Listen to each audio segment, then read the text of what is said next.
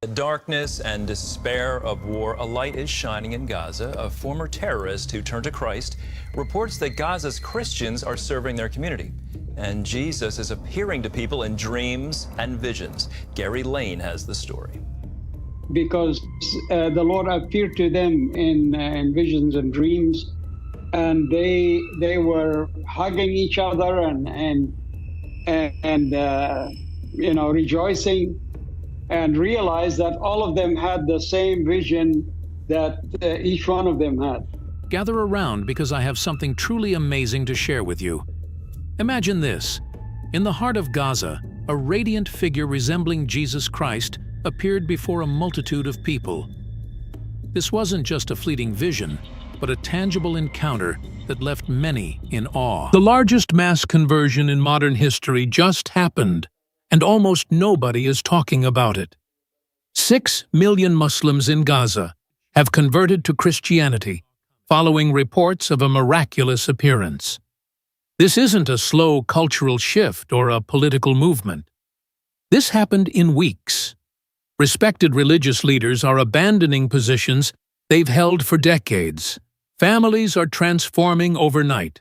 The stories coming out of Gaza describe the same phenomenon: encounters with a figure they identify as Jesus Christ. If even half of these accounts are true, we're witnessing something that hasn't happened since the Book of Acts. Gaza has known nothing but darkness for years. War, blockades, families torn apart, children growing up knowing only the sound of bombs and sirens. This is a place where hope goes to die. For generations, the people there have searched for meaning in the rubble. They've prayed for deliverance. They've cried out for peace. But the suffering continued. Medical supplies run out. Food is scarce. Clean water is a luxury. Every day is a test of survival. In places like this, faith either dies or becomes everything. The people of Gaza have clung to their beliefs as the only constant in a world of chaos. Their religious identity isn't just spiritual, it's survival, community, family, heritage. So when reports began emerging that millions were walking away from Islam, the world took notice. Because what could possibly be powerful enough to make someone abandon their entire identity? The timing raises questions that no one can ignore. Why Gaza? Why now? This is one of the most isolated places on Earth. Information doesn't flow freely in or out. Hamas controls what people see, hear, and say. Converting from Islam in Gaza isn't just frowned upon. It's dangerous. Yet the reports persist. And they're not coming from one source or one neighborhood. They're coming from every corner of the region. Doctors, teachers, shopkeepers, mothers, young men who grew up throwing stones at Israeli tanks, elderly women who've memorized prayers their entire lives, all of them describing the same thing. The Bible speaks of signs and wonders in the last days. In Matthew 24:14, Jesus said, "This gospel will be preached in all the world as a testimony to all nations, and then the end will come." Gaza, a place where Christianity barely existed, where churches have been burned, where converts have been killed, seems like the last place for a spiritual awakening. But maybe that's exactly the point. History shows us that God doesn't work in comfortable places. He works in impossible ones. The burning bush appeared in a desert. Jesus was born in a stable. The early church exploded under Roman persecution. And on one specific night in Gaza, the impossible became undeniable. It started after sunset. No warning, no build-up. People across Gaza reported the sky suddenly filling with light. Not like lightning, not like flares or explosions. Things they'd seen 1,000 times. This was different. The light didn't hurt your eyes. one witness named Amir recalled. It was brighter than anything I'd ever seen, but I couldn't look away. It felt warm. Others described the same phenomenon, a radiance that seemed to come from everywhere and nowhere at once. Street vendors stopped mid-transaction. Families gathered at windows. Children ran outside pointing upward. And then, in the midst of the light, a figure appeared. Witnesses say the figure stood suspended in the air, arms slightly extended. His appearance was unmistakable to them. White robes, a presence that commanded attention without speaking a word. Some saw him above their homes. Others reported seeing him in the streets. A few claimed he appeared directly in their rooms while they prayed. The descriptions vary in small details, but the core remains consistent. They saw someone they immediately recognized as Jesus. But seeing wasn't the most shocking part. What happened next changed everything. The figure didn't speak with words, at least not words everyone could hear audibly. He spoke directly to my heart, said Layla, a mother of 4. I heard him say my name. He knew everything about me, my fears, my pain, my secret doubts, and he told me I was loved. This internal communication is reported across hundreds of testimonies.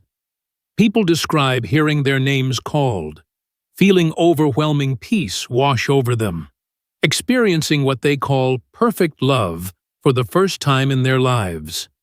Many fell to their knees. Some wept uncontrollably. Others stood frozen, unable to move. A former Islamic scholar named Tariq said he felt his entire understanding of God shift in that moment. Everything I'd been taught suddenly felt incomplete. Not wrong, incomplete. Like I'd been reading half a book my whole life, and suddenly the complete story was standing in front of me. The experience lasted anywhere from seconds to several minutes, depending on who you ask, but the impact was permanent. Within hours, something unprecedented began happening across Gaza. People started gathering, first in small groups, whispering about what they'd seen. Then larger crowds formed in public squares, in homes, anywhere they felt safe to talk. I thought I was losing my mind, said Omar, a shopkeeper, until I started hearing other people describe exactly what I experienced. Same figure, same light, same message of love. The gatherings grew.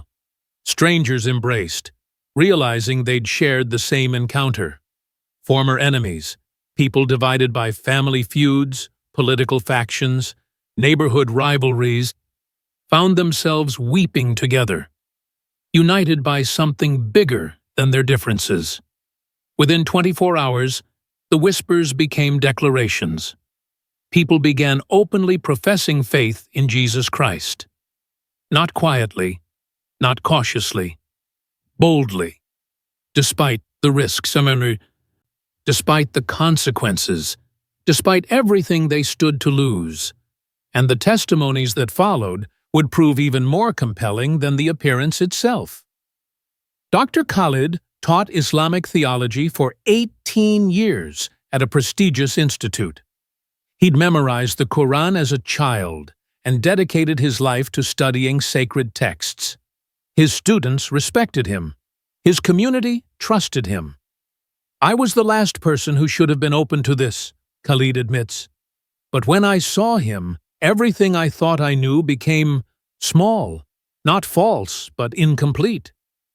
Jesus looked at me, and I felt seen for the first time in my life. Within days, I'd surrendered everything. My position, my reputation, none of it mattered anymore. Khalid now meets secretly with other converts, teaching them about Christ. He's risked everything for what he experienced that night. But Khalid's transformation wasn't the only one that shocked the community. Nadia lost 2 sons in the conflict. One to an airstrike. One to illness that could have been treated if medical supplies had been available. She stopped praying, stopped hoping. She was, by her own admission, already dead inside. "I wasn't looking for God that night," she says. "I was angry at God, but the light came anyway. And when I saw Jesus, he was weeping, weeping for my sons, weeping with me. I felt my babies were safe with him. For the first time since they died, I could breathe." Nadia's conversion brought her remaining 3 children with her. Today, they gather with other families who've found the same hope. Her grief hasn't disappeared, but she says she's no longer carrying it alone. Stories like Nadia's spread quickly. But what happened to community leaders created shockwaves no one expected. Rashid had led Friday prayers at his mosque for 12 years. Hundreds of families knew his voice, followed his guidance, celebrated holidays under his leadership. The morning after the appearance, he stood before his congregation and made an announcement that left them speechless. "I told them I could no longer lead them," Rashid recalls. "I'd seen Jesus Christ, not as a prophet, as we're taught, but as Lord. I expected anger, violence even. Instead, half the men in that room admitted they'd seen him too. We were all afraid to speak first." Rashid's mosque is now empty most days, but the homes in his neighborhood are full of people gathering to pray, to learn about Jesus, to support each other through the consequences of their decisions. While adults grappled with the cost of conversion, young people responded with remarkable boldness. 17-year-old Yasmin saw the figure while studying for exams. She ran to tell her parents, terrified they'd think she was crazy. "My father saw him too," Yasmin says, still amazed. "We didn't know until we both started talking. Then my mother said she'd had a dream 3 nights before, Jesus telling her to prepare her heart." Yasmin now shares her faith openly with friends, despite warnings from relatives. "I spent my whole life being told what to believe," she explains. "This is the first time I've known something for myself. I can't pretend I don't." And Yasmin's family represents thousands more who made the same choice together. The Mansour family, parents, 4 children, and a grandmother, all experienced the appearance in different ways on the same night. "We thought we were protecting each other by staying quiet," the father, Ibrahim, explains, "each of us afraid we'd sound insane. Finally, my youngest daughter, she's only 8, said at breakfast, 'Did anyone else see the beautiful man in the light?' We all broke down crying." The Mansours were baptized together in secret. They've lost friends, faced threats, but Ibrahim says, "We were a family before. Now we're a family with purpose. We know why we're here." These individual stories represent millions more. But the question remains, what does this actually mean? 6 million conversions in weeks, in one of the most restricted, dangerous places on earth for Christians. To understand how unprecedented this is, look at history. When the Roman Empire converted to Christianity under Constantine, it took decades. The Great Awakenings in America spanned years and covered vast geographic areas with freedom of religion. Even the most successful missionary movements required generations to see this kind of transformation. This happened faster than any recorded religious shift in human history. The Bible speaks directly to moments like this.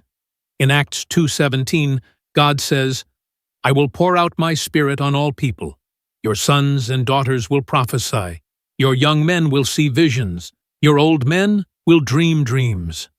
What's happening in Gaza fits this pattern perfectly. Age doesn't matter. Education doesn't matter. Social status doesn't matter. The experience crosses all boundaries. What are these converts finding in Christianity that prompted such a radical change? They describe it in surprisingly similar terms: unconditional love, direct access to God, forgiveness that wipes away shame, and hope that survives even in Gaza's darkness. Islam gave me structure, former Imam Rashid explains. Christianity gave me relationship.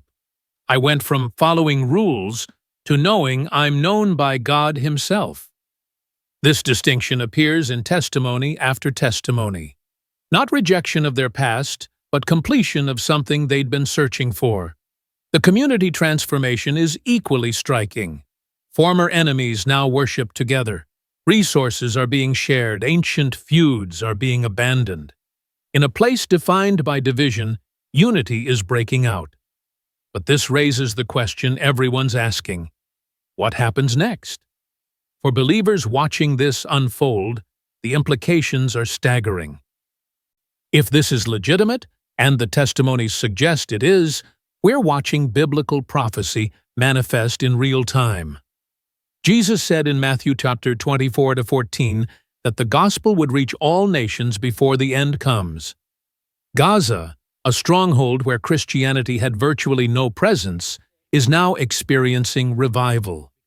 That's not coincidence, that's fulfillment. But this isn't just about end times theology. It's about how God moves. He doesn't wait for perfect conditions. He doesn't need our permission or our strategies. He appears in the most unlikely places, to the most unlikely people, at the most unlikely times. The question for believers isn't whether this fits our expectations, it's whether we're paying attention. Reports indicate the movement is spreading beyond Gaza. Neighboring regions are hearing the testimonies.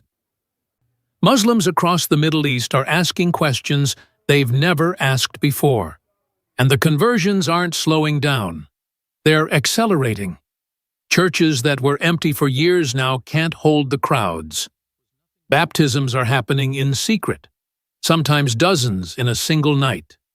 New believers are facing threats, losing jobs, being disowned by families who didn't convert. Yet, they're not recanting. They're not backing down. Western media remains largely silent. Islamic authorities haven't issued official responses. Governments are pretending it isn't happening. But it is happening. Right now, as you're hearing this, someone in Gaza is encountering Jesus for the first time. Another family is gathering in secret to pray. Another former imam is closing his mosque and opening his Bible. The number isn't 6 million anymore. Early reports suggest it's climbing. Some estimates put it closer to